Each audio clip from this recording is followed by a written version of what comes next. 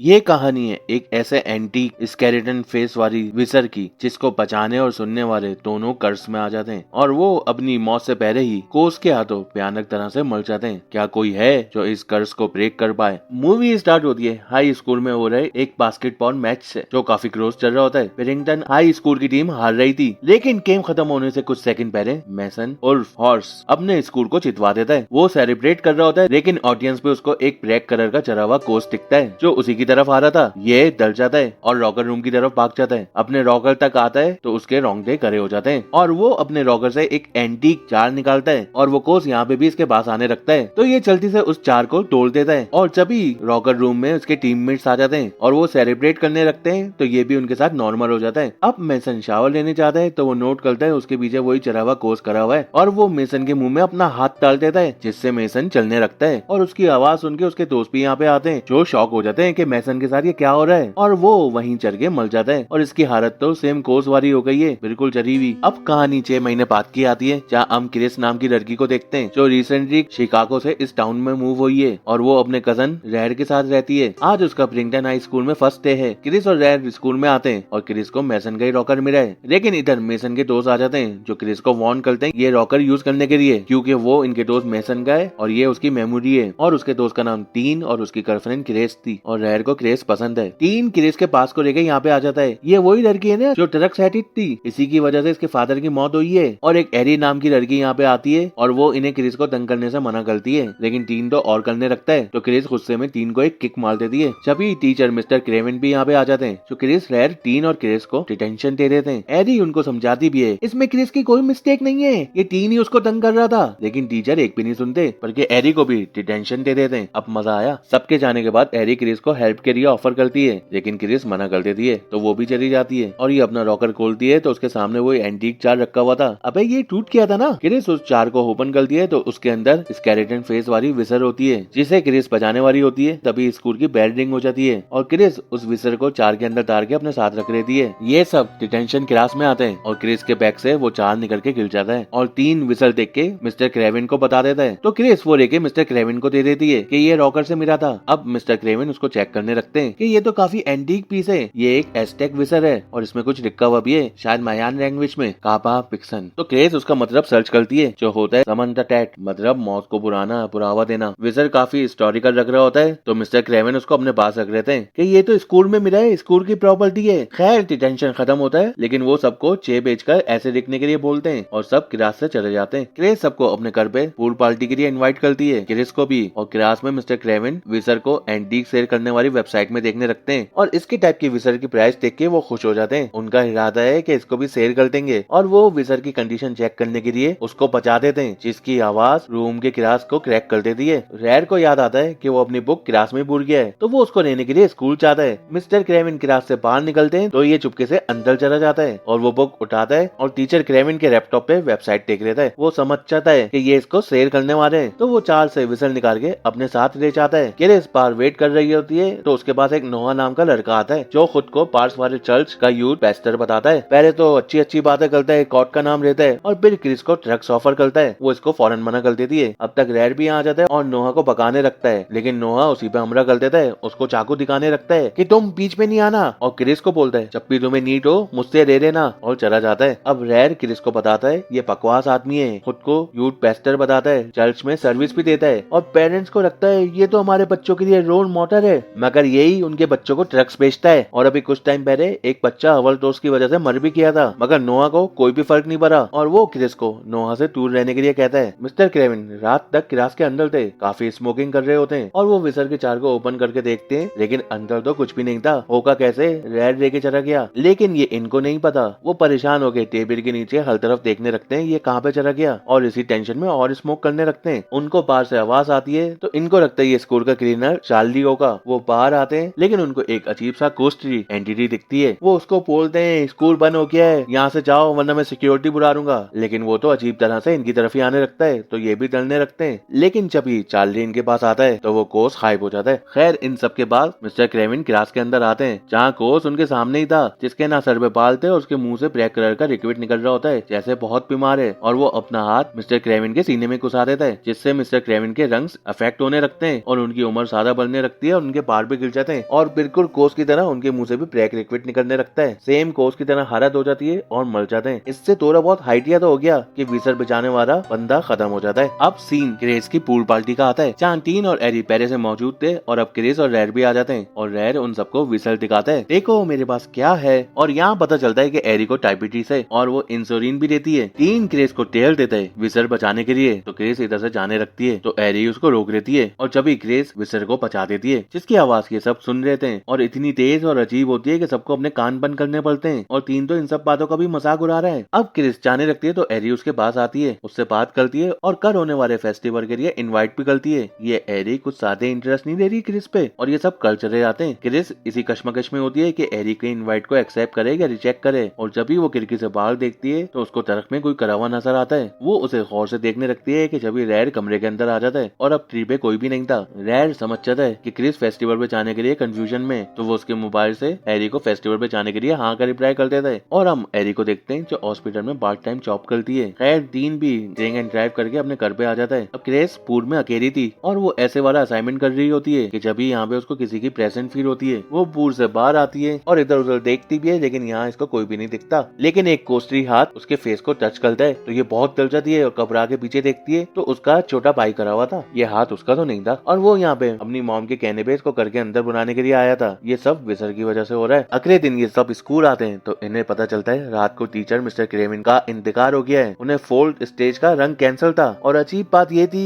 कि कर से पहले उन्हें कभी डायग्नोस ही नहीं हुआ कैंसर और फोर्थ स्टेज का बंदा स्कूल में फुल एक्टिव घूम रहा था। एरी को भी असेंबली हॉल में अपने आगे की सीट्स में एक अजीब सी लड़की दिखती है जो अजीब तरीके से हिल रही होती है और अपनी गर्दन बिल्कुल पीछे घुमा रहती है। ये देख के ये बहुत डर जाती है लेकिन कुछ देर में वो लड़की गायब हो जाती है। क्रिस को विसर वापस करती है कि कल तुम ये पूल कहीं थी, तो यहाँ रैर बोलता है ये मैसन का था तो हमें ये मैसन की फैमिली को वापस कर देना चाहिए, जिसपे सब एग्री भी हो जाते हैं और एरी क्रिस को अपने साथ उसके घर पे जाने के लिए बोलती है। ये दोनों कार में मैसन की फैमिली हाउस की तरफ निकल जाते हैं और उसके घर पे पहुंचते हैं जो काफी सुनसान एरिया में था। घर का मेन दरवाजा भी खुला हुआ था तो ये दोनों अंदर चले जाते हैं जहाँ वो मैसन की ग्रैंड मदर आईवी से मिलते हैं जो अजीब बातें कर रही होती है और उनके रूम में हर तरफ ऐसे एंटीक आइटम्स ही थे जो उन्होंने पूरी दुनिया घूम के जमा किए हैं। क्रिस उनको विसल देती है कि ये मैसन के रॉकर से मिला था तो वो कहती है ये तुम्हें मिला नहीं था बल्कि वेसल ने तुम्हें ढूंढा है जैसे मेरे ग्रैंडसन मैसन को ढूंढा था। इस विसर को आईवी ने ब्लैक मार्केट से खरीदा था। आईवी के पीछे भी विसर का कोर्स रख किया था लेकिन समहाउ ये बच गई, लेकिन इसकी बेटी और ग्रैंडसन इस कर्ज से खत्म हो गए। क्रिस कहती है इस पे लिखा हुआ था समन द डैड। आईवी कहती है नहीं, इस पे लिखा है समन योर डैड, मतलब अपनी मौत को बुढ़ावा देना। और ये अब डिटेल में बताती है कि जब इंसान पैदा होता है तो उसकी मौत भी उसके साथ पैदा होती है क्योंकि जो पैदा हुआ है वो मरेगा, चाहे उसकी 90 साल जिंदगी हो या 30 साल जिंदगी हो, सब अपने वक्त पे मरेंगे। लेकिन जब कोई विसर बचाएगा और उसकी आवाज चोचो सुन लेगा उनकी मौत फौरन होने लगेगी और वो उनके रूप में उसको मारने आएगा। जिस उम्र में और जिस हालत में वो असली में मरने वाले थे उसी हालत में इनको मारेगा। जब भी मैसन और मिस्टर क्रेविन की हालत मरने के बाद उनकी कोस्ट जैसी हो गई थी और वो विसर को क्रिस को वापस करती है, ये अब तुम्हारा है, मेरा इससे कोई भी काम नहीं। ये दोनों घर से बाहर आते हैं और उन्हें आईवी की बातें अजीब और फेक रखने लगती हैं, लेकिन इनके दिल में शक तो था तो ये डिसाइड करती हैं कि हम हॉस्पिटल जाएंगे, मैसन के डेड रिकॉर्ड्स को चेक करेंगे और ये चुपके से हॉस्पिटल के रिकॉर्ड रूम में आ जाती हैं जहाँ ये मैसन की फाइल निकालती हैं और क्रिस देखती है कि मरने के टाइम मैसन की एज रेट 40s में थी और वो एरी को कंफर्म करती है कि मरने के टाइम मैसन की एज क्या थी, तो वो बताती है वो तो 17 साल का लड़का था। तो एरी उसको भी फाइल दिखाती है तो दोनों शॉक हो जाते हैं और वहाँ फेस्टिवल में रैर फुल कॉस्ट्यूम में आया था और उसे क्रेस मिलती है जो रैर डेविल ड्रेस में थी। वो उसको इम्प्रेस करने की फुल ट्राई करता है और क्रेस भी समझ जाती है। वो उसको कहती है मैं तुम्हें बहुत पसंद करती हूँ लेकिन ऐसा गुड फ्रेंड, तुम्हें मुझसे भी अच्छी कोई लड़की मिलेगी, फ्रेंड सुन कर दिया भाई तुम्हें। और ये टीन के पास जाती है जो ड्रैकोरा के कॉस्ट्यूम में था और इन दोनों में मेस में जाने का क्लियर होता है कि मेस के बीच में जो पैर है वो पैर कौन बचाएगा। क्रेस मेस में फुल एंजॉय कर रही थी कि अब तक क्रेस और एरी भी यहाँ पे आ जाते हैं और उनके सामने नोहा आता है तो ये दोनों मारती हैं उसको और क्रेस तो उसकी नोज को कट भी कर देती है। वाह। अब ये रैर के पास जाती है और क्रेस और टीन के बारे में पूछती है तो वो बताता है वो तो मेस में मजे कर रहे हैं। तो ये सब भी वहीं पे चले जाते हैं और मेस में क्रेस को एक बुढ़ी औरत दिखती है जो क्रेस के पीछे रख जाती है। अब क्रेस चलने लगती है और टीन को कॉल करती है कि मेरे पीछे कोई पुट्टी पड़ गई है, मेरी जान बचाओ। तो कहता है हो सकता है यहाँ की वर्कर हो, ऐसे ही तुम्हारे पीछे कर रही हो, तुम एंजॉय करो। लेकिन क्रेस की तो हालत खराब हो गई है, वो कहती है मुझे जल्दी से निकालो यहाँ से और ये पुट्टी और करीब होने लगती है और ये क्रेस का फ्यूचर वर्जन ही है। इतने बुढ़ापे में मरने वाली थी वो, लेकिन वैसर बजाने की मस्ती में यहाँ पे आगे बस गई। क्रेस उसके सर पे मारती है तो चोट क्रेस को भी रखती है क्योंकि उसी का ही तो वर्जन है। अब ये यहाँ से भागती है तो वो पुट्टी अपनी फिंगर इसके पाँव पे चुभाती है और ये पुट्टी होने लगती है। लेकिन जैसे जैसे ये पैर तक पहुंच जाती है और पैर को बचाने वाली होती है कि पुट्टी ऊपर से आ जाती है और क्रेस का सर पकड़ लेती है। अब क्रेस भी फुल पुट्टी होने रखती है सेम अपने कोच की तरह, लेकिन मरने से पहले वो पैर बचा देती है और उसके सब दोस्त यहाँ पे आ जाते हैं और वो क्रेस को फुल पुट्टी होके मरा हुआ देखते हैं। टीन तो ये मानने से इनकार कर देता है कि वो क्रेस थी, तो सब उसको समझाने लगते हैं वो तुम्हारी खूबसूरत गर्लफ्रेंड ही थी, क्योंकि ट्रेस क्रेस का ही था और उसकी मौत बुढ़ापे में होने वाली थी, लेकिन विसर के कर्ज की वजह से अभी हो गई है। लेकिन टीन न माने किसी की बात, उसको लगता है किसी ने उसका ट्रेस एरिया है और वो वापस आ जाएगी। अब रेयर टीन पे प्रेम करता है कि तुम्हारे स्टूपिड टेयर की वजह से उसने विसर बचाई थी और वो मर गई, तो टीन को भी उस पर गुस्सा आता है और यहाँ से चला जाता है और ड्रिंक एंड ड्राइव करके अपने घर पे आ जाता है, जहाँ उसे अपने रूम में अपना ही कोच दिखता है, जिससे टीन के तरके हवा निकल जाती है, क्योंकि कोच की हालत ही ऐसी थी, इतनी खराब लग रहा है कि ड्रिंक एंड ड्राइव की आदत की वजह से फ्यूचर में ये बहुत बुरे एक्सीडेंट से मरेगा। वहाँ रेयर करके पास उटास बैठा हुआ था कि उसके ऊपर खून की बारिश होने लगती है और उसको विजन में आता है कि वो किसी फैक्ट्री के ग्राइंडर मशीन में पिस रहा है, ऐसे मरेगा ये, तो ये डर जाता है और नोट करता है कि कोई खून की बारिश वारिश नहीं हो रही थी, ये सब इसका हेलुसिनेशन था। वहाँ क्रिस हैरी को बताती है अपने पास के बारे में कि वो फुल ड्रग्स लेती थी और एक बार ओवरडोज की वजह से उसके डैड उसको हॉस्पिटल लेके जा रहे थे, लेकिन उनका एक्सीडेंट हो गया और वहीं उनकी मौत हो गई, जिसका गिल्ट क्रिस को आज तक है कि उसकी वजह से उसके डैड मर गए, इसीलिए इसने ये सब कुछ छोड़ा है और अफसोस करती है कि काश उस एक्सीडेंट पे ये मर जाती डैड की जगह, तो हैरी इसको दिलासा देती है। अब नेक्स्ट डे क्रिस, रेयर, हैरी ये आईवी के घर पे जाते हैं विसर के कर्ज से बचने का तरीका जानने के लिए। यहाँ आईवी की आदत बहुत खराब है, बेड पे आखिरी सांसें ले रही है, लेकिन वो इन्हें कर्ज से बचने का रास्ता बताती है कि जब मौत एकदम तुम्हारे पास हो तो अपना खून किसी और को लगा दो, उससे ये कर्ज उस पे ट्रांसफर हो जाएगा और तुम बच जाओगे। शायद आईवी ने भी यही किया था, तभी तो सही एज में आके नेचुरल मौत मर रही है। यहाँ क्रिस को मिरर में अपना कोच भी दिखता है जिसके हाथ पे इंजेक्शन लगा हुआ था, मतलब ये ओवरडोज की वजह से मरेगी। अब रेयर और क्रिस और हैरी की बहस होने लगती है, जहाँ रेयर को लगता है ये सही आइडिया है, अपना कर्ज किसी और को दो और अपनी जान बचाओ, लेकिन ये दोनों मना करते हैं कि अपनी जिंदगी की खातिर किसी और की जान नहीं देंगे। और यहाँ क्रिस इनको बताती है अपने कोच के बारे में कि वो ओवरडोज की वजह से मरेगी और अगर उसको ओवरडोज की वजह से मरना है तो उससे अच्छा है वो अभी मर जाए। अब रेयर यहाँ से चला जाता है और ये दोनों उसके पीछे। वहाँ टीन ने खुद को रूम में लॉक किया हुआ था, डोर के पास से उसको आवाज आती है तो उसको लगता है उसके पेरेंट्स है, लेकिन डोर से एक कोस्टरी हाथ आता है जिससे टीन को डर रखता है और वो चेयर उठा के डोर पे जोर से फेंकता है और बाकी सामान लगा के डोर को बंद कर देता है। अब उसके पेरेंट्स बाहर आ जाते हैं, लेकिन जब भी प्रोसेस से उसका कोच निकलता है और उसको पकड़ लेता है, टीन हवा में लेविटेट होता है जैसे फुल कार स्पीड पे वो ड्राइव कर रहा है और उसका बहुत गंदा एक्सीडेंट हुआ है, उसको बहुत ज्यादा चोट लगती है, उसकी हड्डियां तक टूटने लगती हैं। अब टीन के पेरेंट्स उसके रूम में आते हैं और वो टीन की हालत देखते हैं जो बहुत बुरी हालत थी और ये मर जाता है। क्रिस और हैरी रेयर के रूम में आते हैं और उसकी पिक्चर और कॉमिक बुक को देख के आइडिया लगाते हैं कि वो कहाँ पे और क्या करने के लिए क्या होगा। और रेयर गन लेके चर्च में आया था, नोहा पे बंदूक तान देता है क्योंकि उसका इरादा है कि वो अपना कर्ज नोहा को दे। दोनों में लड़ाई भी होती है और नोहा के हाथ में बंदूक आ जाती है, तो रेयर हंसता है और बोलता है मैं ऐसे मरने वाला ही नहीं हूँ। नोहा गन चलाता है और वाकई में गन नहीं चलती, अटक जाती है, तो इसको मौका मिलता है, ये जोर से नोहा को मारता है और उसको बेहोश कर देता है और रेयर उसको एक फैक्ट्री में लेके आता है और उसको चेयर से बांध देता है। जब उसको होश आता है तो ये बताता है इसी फैक्ट्री में मैं ग्राइंड होके मरने वाला हूँ, लेकिन अब तुम मेरी जगह मरोगे, और ये नोहा को उसी की ड्रग्स देता है। रेयर विसर के पास आता है और उसके भी रोंगटे खड़े हो जाते हैं, मतलब मौत का टाइम बिल्कुल पास है, तो अपने हाथ पे कट मार के अपना खून नोहा को लगाने वाला होता है कि जब ही क्रिस और हैरी आ जाते हैं और उसको रोक लेते हैं और रेयर में भी इतनी हिम्मत नहीं हो पाती कि वो नोहा का खून लगाए। इंसानियत जाग जाती है और कर्ज ट्रांसफर नहीं होता और इसकी मौत जाग जाती है और उसका जिस्म हवा में ग्राइंड होने लगता है जैसे किसी मशीन के अंदर ग्राइंड हो रहा है। ये उसको बचाने की ट्राई भी करते हैं, लेकिन वो इनके सामने मारा जाता है और ये देख के तो नोहा की भी हालत खराब होती है, वो चेयर समेट गिर के बेहोश हो जाता है। क्रिस और हैरी फैक्ट्री से बाहर आते हैं और क्रिस के पास एक आइडिया था कि जब तक हम जिंदा है जब तक ये कर्ज है, अगर किसी तरह हम कुछ सेकंड मर के वापस जिंदा हो जाए तो शायद ये कर्ज ब्रेक हो सकता है। हैरी को भी ये आइडिया पसंद आता है क्योंकि कोई और ऑप्शन नहीं है। हैरी के पास इंसुलिन थी, वो फैक्ट्री में एक प्रेस देखते हैं जहाँ उनके मतलब की ऑलमोस्ट सब चीजें थी, तो ये टब में पानी भरते हैं, उसमें आइस डालते हैं। यहाँ क्रिस को अपना कोच वापस दिखता है। अब इनका प्लान ये है कि हैरी क्रिस को इंसुलिन का ओवरडोज देगी और पानी में डुबो देगी, जिससे उसको कार्डियक अटैक आएगा और वो कुछ सेकंड के लिए मर जाएगी, और फिर हैरी उसको शॉक मशीन से झटके देके उसकी हार्ट बीट को वापस लेके आएगी, तो टेक्निकली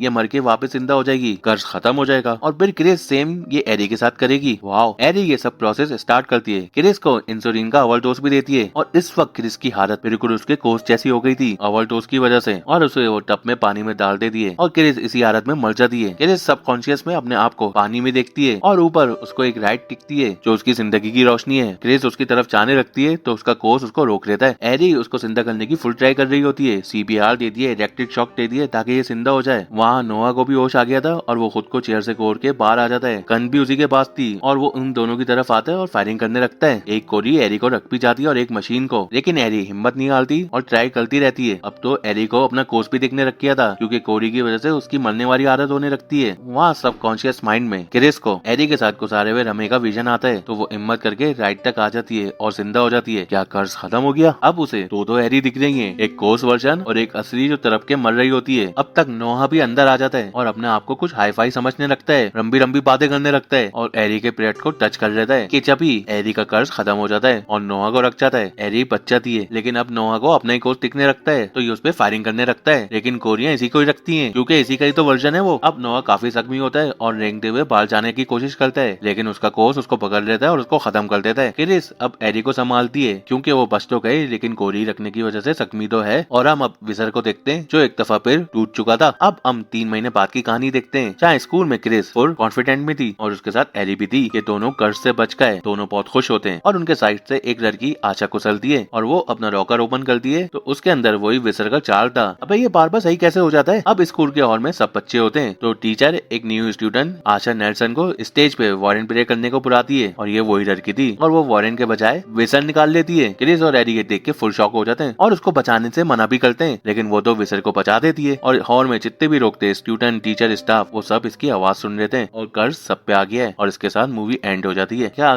कर्ज पूरे स्कूल पे रखी है? अब आगे क्या होगा? इतनी मुश्किल से क्रिस और एरी ने अपनी जान बचाई थी, फिर से कर्ज उन पे आ गया और ये विसर टूट के वापस कैसे आ जाता है? अंडरटेकर है क्या? मुझे तो लगता है विसर एक से 7 है, जब एक खत्म हो जाता है तो कोई उसकी जगह दूसरा रख देता है। खैर इन सब का जवाब जब इसका पार्ट 2 आएगा तभी मिलेगा। हो सकता है उसमें विसर की ओरिजिन या मसीह इसके बारे में बताएं। आपको मेरी वीडियो कैसी लगी उसको लाइक करना और इंशाल्लाह मिलते हैं एक नई वीडियो के साथ। जब तक अपना और अपने घर वालों का ख्याल रखिएगा। अल्लाह हाफिज।